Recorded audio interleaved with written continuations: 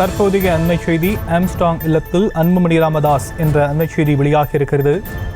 ஆம்ஸ்ட்ராங்கின் அய்யனாவரம் இல்லத்துக்கு அன்புமணி ராமதாஸ் வருகை தந்திருக்கிறார். திருவுருவப் படத்திற்கு அன்புமணி ராமதாஸ் அஞ்சலி செலுத்தி இருக்கக்கூடிய அந்த அண்மை செய்தி வெளியாகி இருக்கிறது. அவருடைய மனைவியை சந்தித்து அவர் ஆறுதல் கூறியிருக்கக்கூடிய அண்மை செய்தியையும் பார்த்து கொண்டிருக்கிறோம். ஆம்ஸ்ட்ராங் இல்லத்தில் அன்புமணி ராமதாஸ் என்ற அண்மை செய்தி வெளியாகி இருக்கக்கூடிய நிலையில் அய்யனாவரம் இல்லத்துக்கு சென்று ஆம்ஸ்ட்ராங்கின் உருவப்படத்திற்கு அஞ்சலி செலுத்திய பிறகு அவருடைய மனைவியை சந்தித்து ஆறுதல் தெரிவித்திருக்கிறார். அது தொடர்பான அண்மை செய்தியை பார்த்து கொண்டிருக்கிறோம்.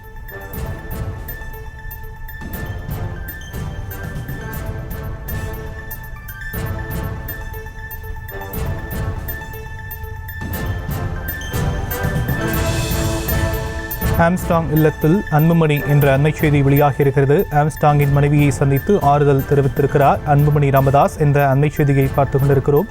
ஆம்ஸ்ட்ராங்கின் அய்யனாவரம் இல்லத்துக்கு சென்று அன்புமணி ராமதாஸ் அங்கு அஞ்சலி செலுத்தி இருக்கக்கூடிய நிலையில் ஆம்ஸ்ட்ராங்கின் மனைவியை சந்தித்து ஆறுதல் தெரிவித்திருக்கக்கூடிய அண்மை செய்தியை பார்த்து கொண்டிருக்கிறோம்.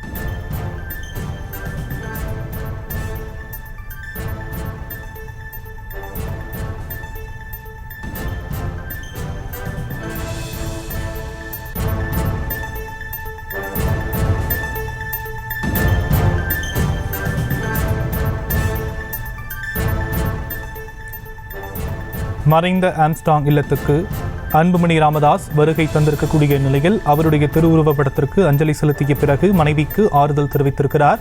இது குறித்தான கூடுதல் விவரங்களை நம்முடைய செய்தியாளர் சிவபிரகாஷிடம் கேட்கலாம். சிவபிரகாஷ், இது பற்றிய விரிவான விவரங்கள். வணக்கம் ஷியாம்.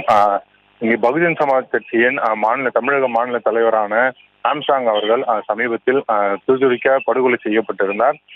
அவரது இறுதி அஞ்சலிகள் முடிவடைந்த நிலையில் இன்று அவரது இல்லத்திற்கு பாமக தலைவர் அன்புமணி ராமதாஸ் அவர்கள் நேரில் வந்து அவரது திருவுருவப் படத்திற்கு அஞ்சலி செலுத்துவதற்காக வந்திருக்கிறார். அவருடன் பாமகவின் மூத்த நிர்வாகிகளும் இங்கு வருகை தந்திருக்கின்றனர்.